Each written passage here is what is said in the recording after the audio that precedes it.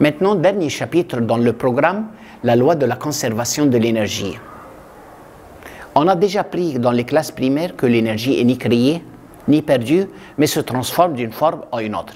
C'est-à-dire, on ne peut pas créer une énergie, on ne peut pas détruire une énergie, mais on peut se transformer une forme à une autre. Par exemple, la lampe transforme l'énergie électrique en énergie lumineuse. Le ventilateur transforme l'énergie électrique en énergie mécanique. Par exemple, les réchauds électriques transforment l'énergie électrique en énergie thermique. Donc, toutes ces transformations d'énergie, on transforme une forme à une autre. Mais est-ce qu'on veut savoir, est-ce que toute une forme d'énergie se transforme en une autre forme d'énergie? On a à faire une démonstration mathématique.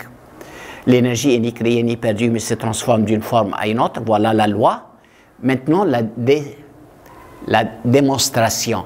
Comment déduire, comment démontrer qu'on ne peut pas créer, on ne peut pas déduire énergie, mais on la transforme d'une forme à une autre. Maintenant, qu'est-ce qu'on va faire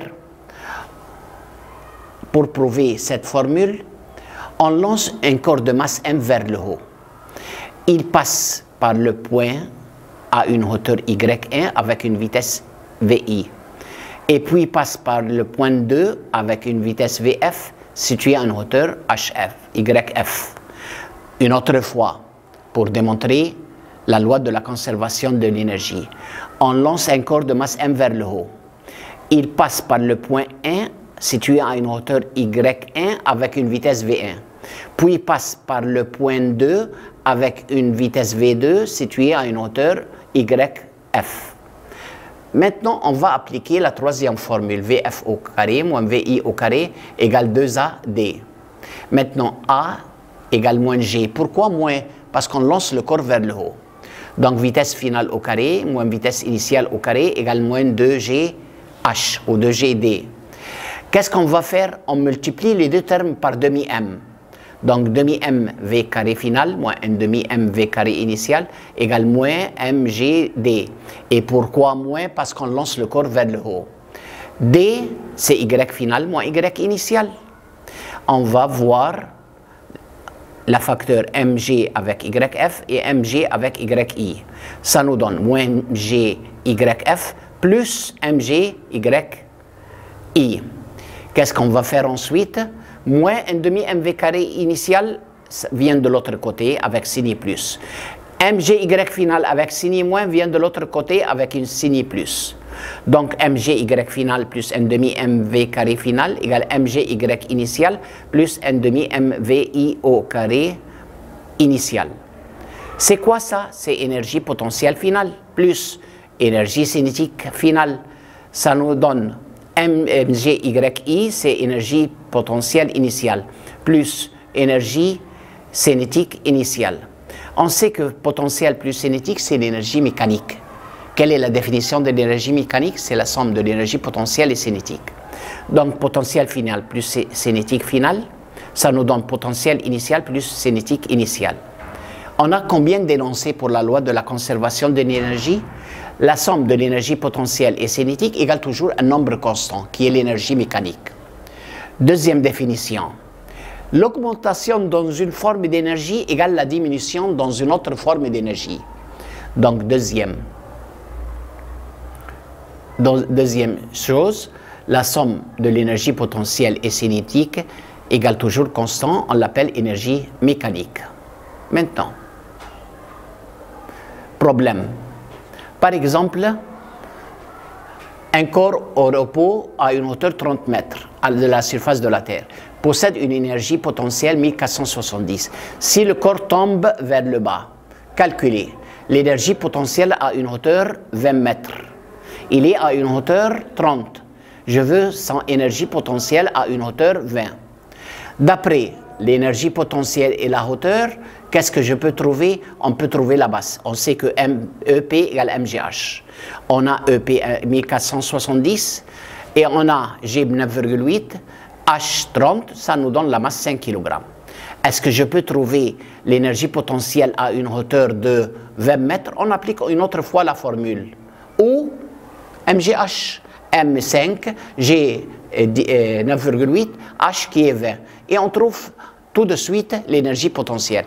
Mais est-ce que je peux le trouver au moyen de la loi de la conservation de l'énergie? On dit EP plus EC en point A égale EP plus EC au point B. MGH plus N demi MV carré au point A égale MGH plus N demi MV carré au point B. Donc, on applique la formule MGY final plus N demi MV carré initial égale MGY initial plus N demi MV carré initial. On applique d'abord au point B. Donc, première partie au point B. M5, G 9,8 à une hauteur 20 plus N demi M qui est égal 5 fois vitesse finale qui est égale à, qu'on le veut, MGY à une hauteur 30 plus sa vitesse en haut égale 0. D'où on peut déterminer l'énergie cinétique au point B. L'énergie cinétique au point B. Qu'est-ce qu'il veut aussi? La vitesse du corps au moment de son choc avec la Terre. On applique une autre fois la loi de la conservation de l'énergie. On sait que l'énergie cinétique à une hauteur 20 mètres, c'est égal à 490.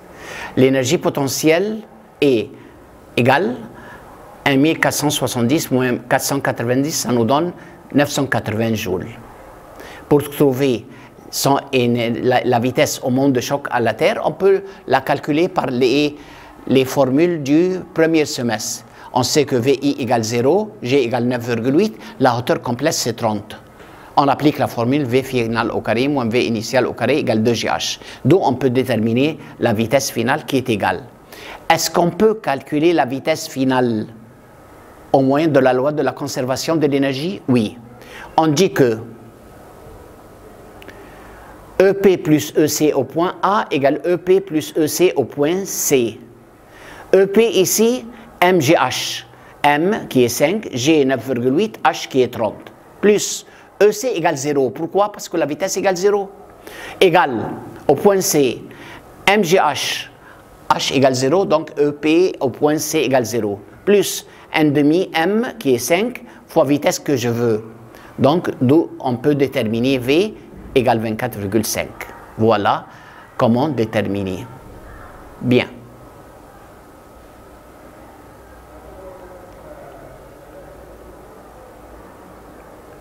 La loi de la conservation de l'énergie dans notre vie pratique, voilà quelques schémas pour montrer quelques transformations d'énergie. Par exemple, la transformation mutuelle entre l'énergie potentielle et cinétique. Il se lève vers le haut, donc il gagne une énergie potentielle. Il tombe, se transforme en énergie cinétique. Il tire une flèche. Il tire avec la flèche, c'est l'énergie potentielle à cause de l'allongement de la flèche. Se transforme en énergie cinétique, la flèche se déplace. Dans les transformations mutuelles entre l'énergie potentielle et cinétique dans une voiture de manège. La voiture en haut possède une énergie potentielle, tombe vers le bas, se transforme en énergie cinétique. De même, la pendule. Ici, au sol, son énergie potentielle égale 0. Si je la déplace au point A, donc elle possède une énergie potentielle. Pourquoi? À une hauteur.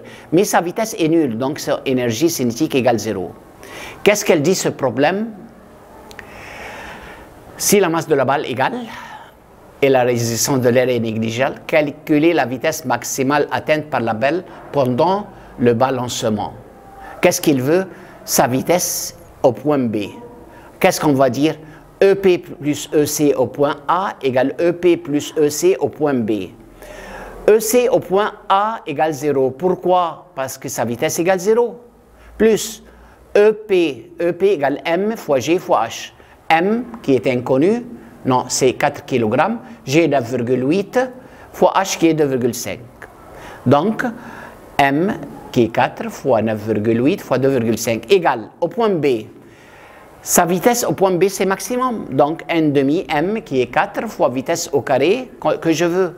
Plus mgh. H ici égale 0. Donc, énergie potentielle au point B égale 0. Voilà. Donc, on trouve la vitesse. Voilà quelques définitions du travail, le joule, l'énergie cinétique, potentielle. Et quelle est la définition de l'énergie mécanique? C'est la somme de l'énergie potentielle et cinétique. Loi de la conservation de l'énergie n'est créée ni perdue, mais se transforme d'une forme à une autre. Où la somme de l'énergie potentielle et cinétique égale à n'importe quel point est égale à une valeur constante. Quelles sont les formules? W égale, EC égale, EP égale, énergie mécanique égale.